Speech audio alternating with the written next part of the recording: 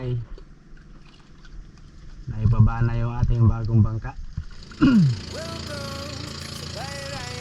Welcome back mga bay. Balik na naman tayo sa dagat para makipagsapalaran at magpapasakali na meron tayong mahuli at may uwi tayo para may mailagay sa pagkainan. Solo tayo pa rin ako mga bay at patuloy sa paglaban ng pato sa buhay.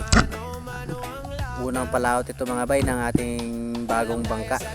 Maraming salamat sa Diyos at nakapagpagawa na rin tayo ng ating sariling bangka.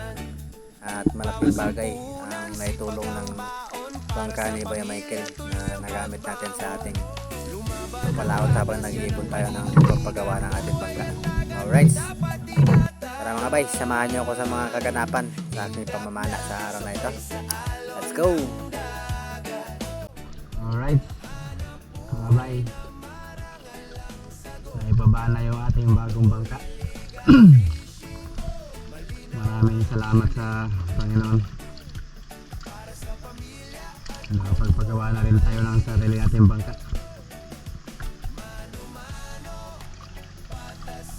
Ito testing natin ito ngayon mga bay. At unang laot. Sana makahagip tayo.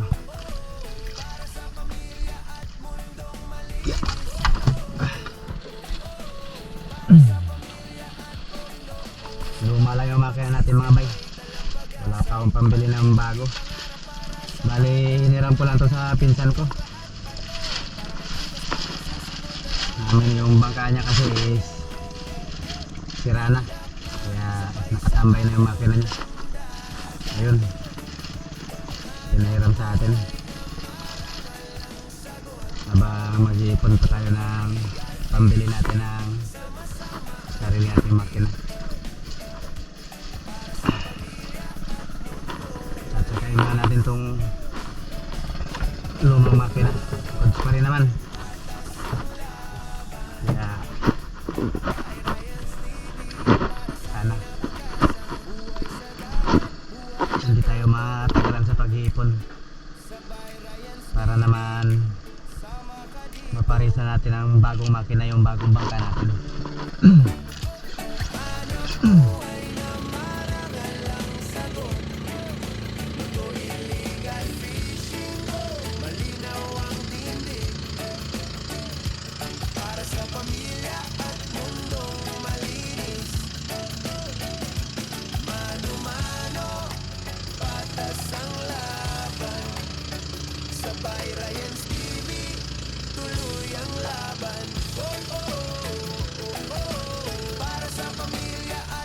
Alright mga bay, magandang umaga. Nandito na tayo sa spot. Susubukan natin. Papakasakali tayo na meron tayong mahuli. Meron maiuwi. Siyempre para may mailagay sa pagkinan. Siyempre, solo tayo pa rin ng mga bay. At patuloy sa paglaban ng pata sa buhay. Alright, unang laot ng ating bagong bangka. Ayan. Hinog pa pintura mga bay. Sana makasumbong tayo ng blessing. Prepare lang ako. Tapos straight out siya na. Alright, so bye. Let's go.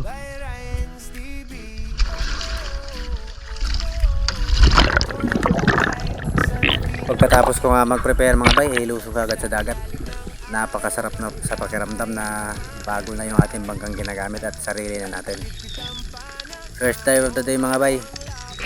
Dito ay may nakita na akong isang target, isang grouper tumago din sa may bato at hindi ko inaasahan na may pagka ninja pala itong grouper na ito mga bay. Lumaban ng patas yan ang paninindigan, buhay at dagat ay dapat ingatan, tindak na sabay alon ng dagat.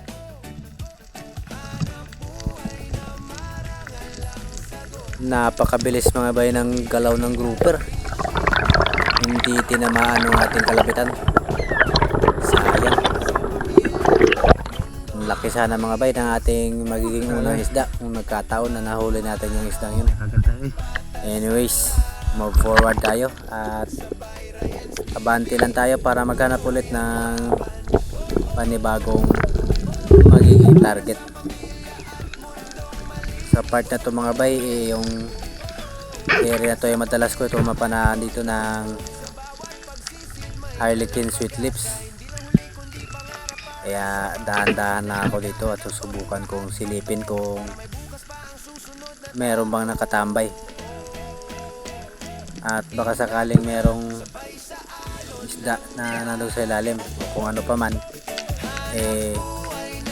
nakalapit natin basta good size na at pwede nang kunin.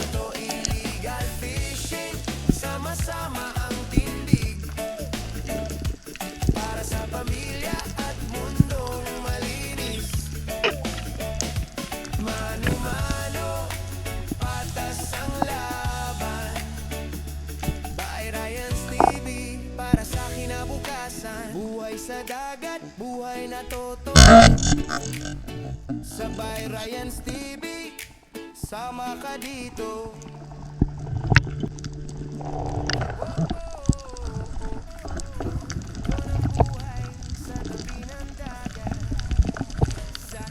Isang Spanish flag snapper mga bay ang nakatambay sa ilalim at sakto nung silipin natin pasugod siya sa atin, kaya hindi na ako nakaksaya ng panahon at kinalabitan ko na kagad.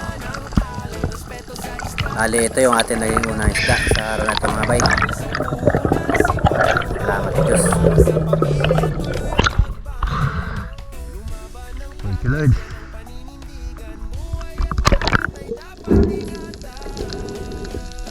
Napakaganda ng patama mga bay. Halos na barbecue yung Spanish flag snapper na to. Talagang hindi na talaga siya makakawala.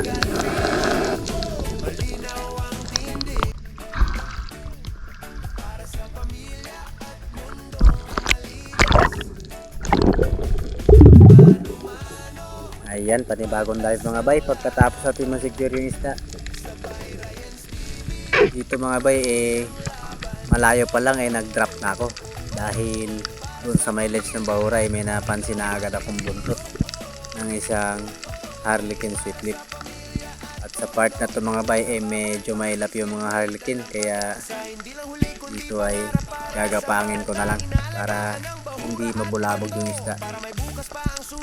At eto mga bay ang sumunod na nangyari.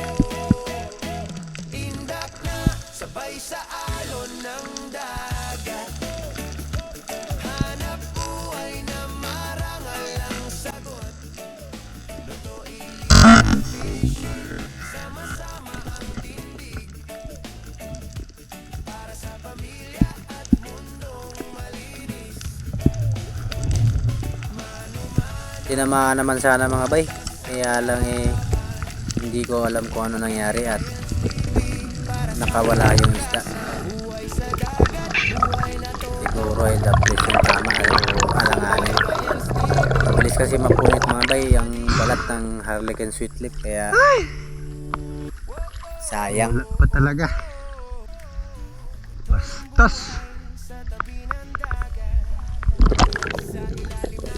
Ang dive na ito mga bay malapit lang doon sa pinanaan ko ng Harlequin Sweet Lip na nakawala.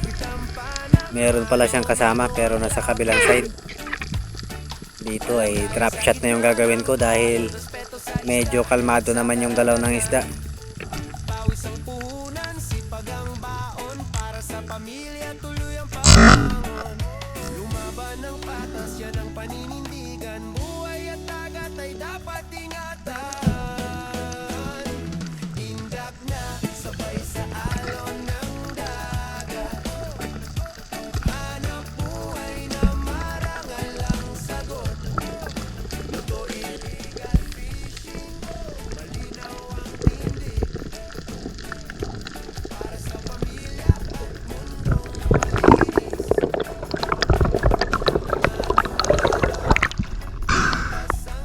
Thank you Lord. Sa pagkakataon to mga bay sigurado na mahuli natin yung isda dahil napakaganda ng tama. Barbecue ulit mga bay. Isang Harlequin Sweet Lip. Nasa 1 kilo na rin ang isda to mga bay, kaya goods na. Pangalawang isda para sa araw na ito mga bay. Medyo maaga pa kaya abante ulit tayo. tuloy sa paghahanap ng magiging blessing natin para sa araw na ito. Medyo matagal nga mga bay bago ako nakapag-dive ulit dahil binanatan tayo ng trangkaso at overpatig na rin mga bay, gawa ng sunod-sunod yung paglaot natin ng mga nakaraan. Naghahanap din talaga ng kapahingahan yung katawan. Buhay sa dagat, buhay na totoo. Eto mga bay, isang yellowtail trevally o talakitok. Good size na to mga bay, kaya kukunin natin to. Ito ng buhay sa tabi ng dagat. Sa ilalim ng araw, bangka ay umaandar. Bitbit ang pala, mano-mano ang laban. Alam kaya sa gitna, respeto sa isla, sa karagatan. Pawis ang puwan, sipag ang baon, para sa pamilya, tuloy ang pagbaon. Thank you Lord. Lumaban ng patas, yan ang paninigan. Buhay at dagat ay dapat ingatan.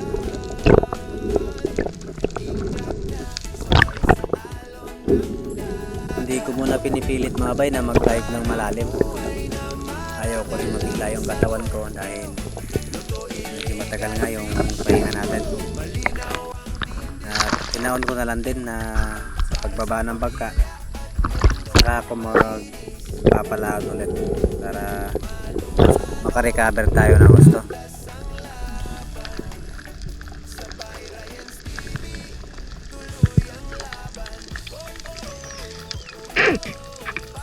Isang Spanish flag snapper mga bay yung target ko dito. Drop shot na lang yung gagawin ko dahil medyo kalmado yung isda. Pinakikaramdaman ko muna yung isda at dahan-dahan lang yung paglapit natin para hindi naman siya mabulabog. Dito mga bay, sumugod pa nga siya sa atin.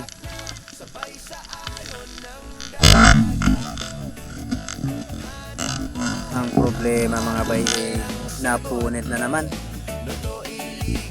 Sayang. Pangalawang pagkakataon na nakawala yung isang napana natin.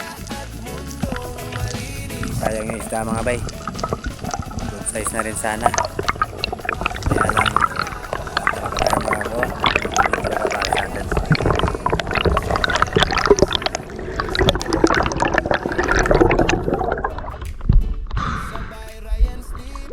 Pabihira talaga ako. Ay.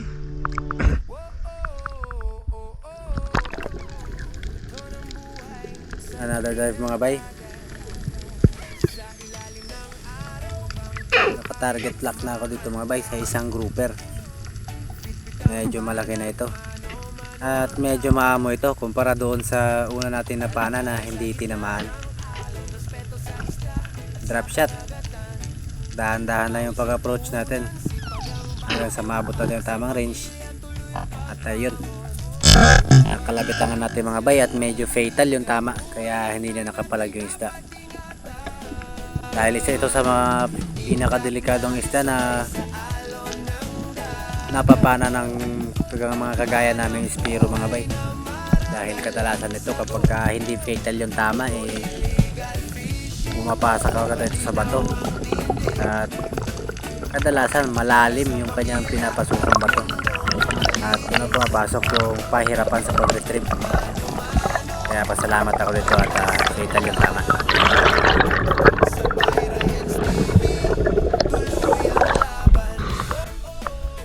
Thank you Lord.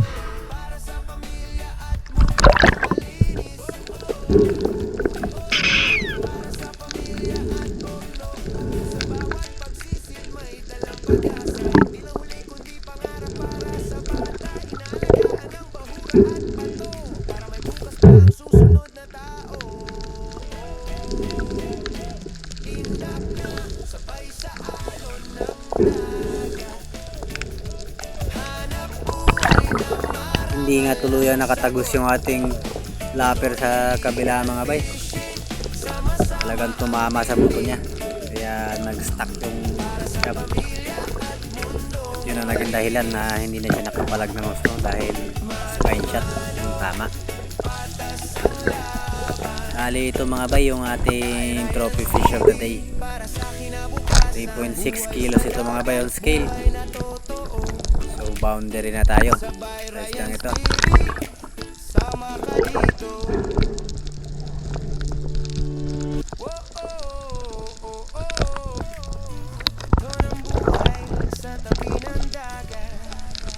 Sa ilalim ng araw, bangka ay umaandar.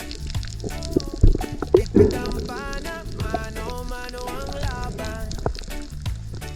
Walang daya sa gitna ng alon, respeto sa isla at sa karagatan. Pawis ang puhunan, sipag ang baon, para sa pamilya tuloy ang pagbangon. Lumaban ng patas, yan ang paninindigan. Buhay at dagat, dapat ingatan. Indak na, sabay sa alon ng dagat. Hanap buhay na marangal ang sagot. Ito illegal fishing, malinaw ang tindig. Para sa pamilya at mundo malinis. Sa dive na ito mga bay, dahan-dahan lang yung ating pagbaba. Isang coral trout yung target natin. Para sa pamilya at mundong malinis. Para sa pamilya at mundo. Sa bawat pagsisid may dalang pag-asa. Hindi lang huli kundi pangarap para sa Nagawa niya nga may siksik sa bato mga bay. bato. Para may bukas Hindi pa ko napigilan kagad yung floating line natin at nagkaroon siya ng pagkakataon na makapasok sa bato. Kaya hindi ko napinilit at nag-resolve na ako. I-retrieve yung isda. sama-sama ang tindig. Para sa pamilya at mundong malinis. Mano-mano, patas ang laban. By Ryan's TV, para sa kinabukasan. Buhay sa dagat, buhay na totoo. Sabay Ryan's TV, sama ka dito.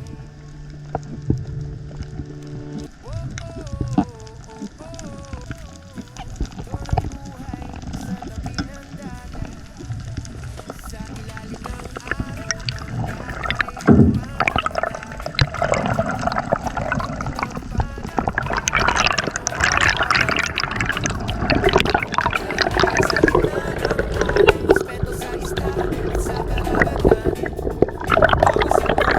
Sipag ang baon, para sa pamilya tuloy ang pagbangon. Lumaban ng patas, yan ang paninindigan. Bali, naikot na natin yung bahura mga bay. Medyo malapat yun.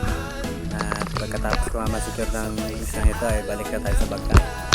Medyo maaga pa kaya lipat tayo ng ibang spot para nakadagdag pa tayo ng ating isda sa araw na ito.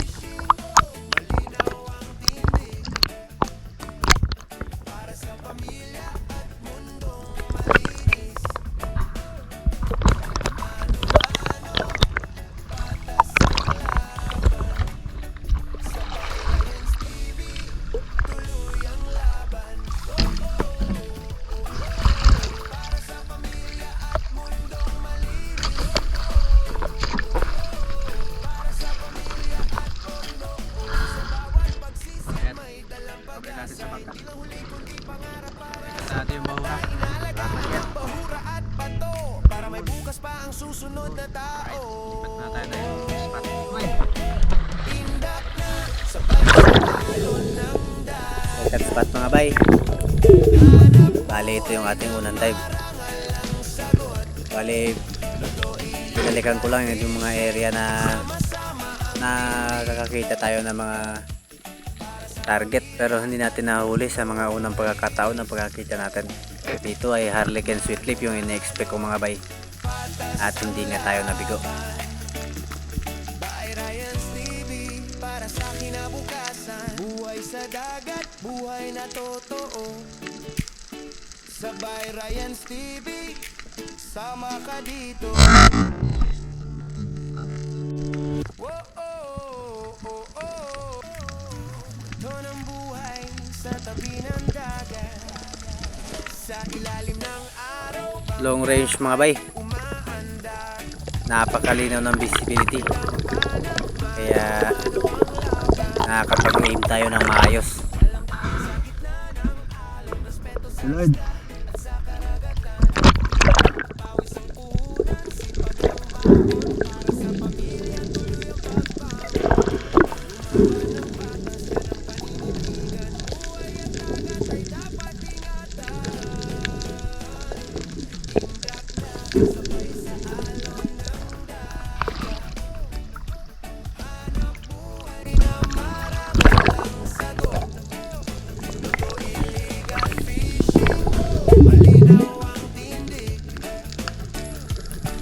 Another dive. Abante lang ng konti mga bay. Sa part na to Harlequin Sweetly pa rin yung madalas ko makita sa area na to. Meron tayo na sumpungan dito mga bay. At Harlequin Sweetly pa rin talaga ang ibinigay sa atin ng area na to.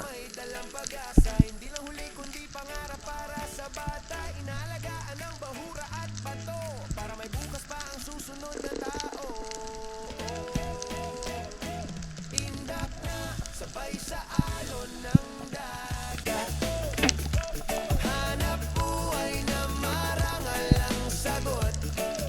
Luto illegal fishing, sama-sama ang tindig, para sa pamilya at mundong malinis. Target hit mga bay. Napakaganda ng patama. Bagamat matagal tayo bago nakapagpalaot ulit, pero maganda yung kondisyon ng ating pulso ngayon mga bay, dahil kadalasan ng target natin ay tinatamaan natin.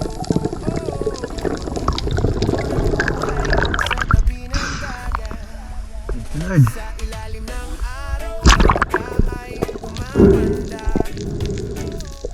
bitbit ang panahon. Malalaki na mga bay itong dalawang magkakasunod na harlequin na atin nahuli, dahil umabot ito ng halos sa 2 kilo bawat isa. Ito na yung halos yung adult stage ng ganitong isda. Hindi na talaga siya lumalaki ng gusto. Paninindigan, buhay at dagat ay dapat ingatan. Indak na sabay sa alon ng dagat.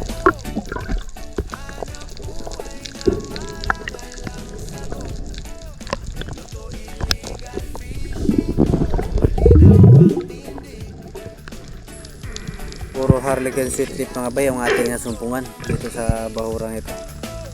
Medyo maliit lang yung area mga bay, kaya mabilis natin ito maikot. Eto nga, isang Harlequin Sweetly na naman mga bay ang ating target.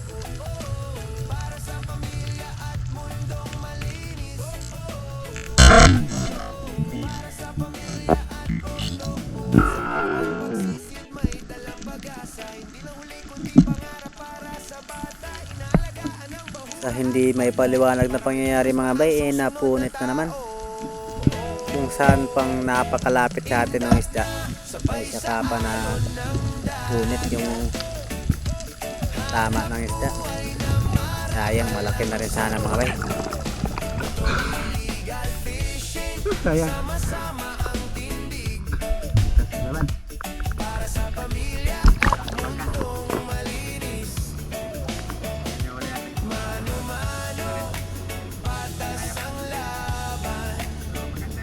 Kay Ryan's TV, para sa kinabukasan. Buhay sa dagat, buhay na totoo.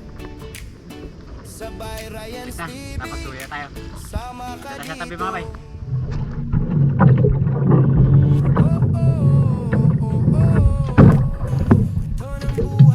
Sa ilalim ng araw, ang kahit umaanda.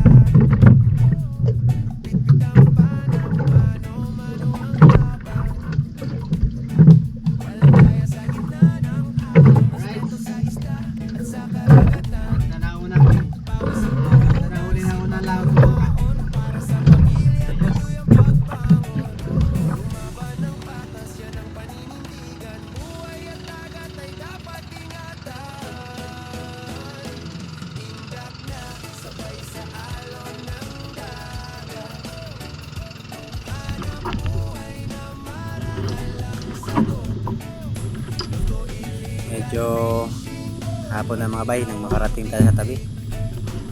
Ito at mamano-mano yun natin ito bit-bit na tabi. Bali lahat ng isa natin mga bay nabili lang na pang ulam dito sa baryo. Huli natin mga bay. Ayos. Sulit yung unang laot ng bangka. Alright. Maraming salamat. Alright, napaka fruitful ng ating araw ngayon mga bay. Bali unang palaot ng ating bagong bangka. Sobrang blessed. Maraming salamat mga bay sa inyong pagsama sa akin sa aking pakikipagsapalaran sa araw na ito. Pabili na lahat na isa. Sa mga bago dyan sa channel ko, huwag niyo po kalimutan i-hit yung like at pa-subscribe na rin para updated kayo sa mga video na i-upload ko kagaya nito.